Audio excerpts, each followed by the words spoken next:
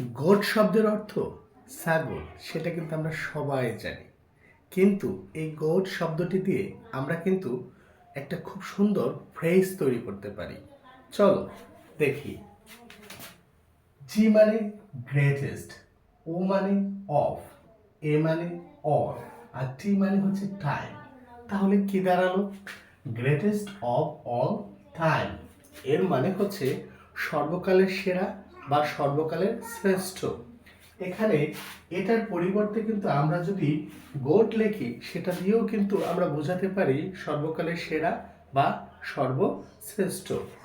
যেমন লিওনেল মেসিকে সর্বকালের সেরা ফুটবলার বলা হয়। এই বাক্যটাকে যদি আমরা ট্রান্সলেট করি তাহলে কি দাঁড়ায় দেখো, Lionel Messi is called the GOAT of football. Lionel মেসিকে সর্বকালের শ্রেষ্ঠ ফুটবলার বা সেরা ফুটবলার বলা হয়ে থাকে। তাহলে এই যে গোট দ্বারা আমরা কি বুঝালাম? গোট দ্বারা আমরা বুঝালাম সর্বকালের সেরা।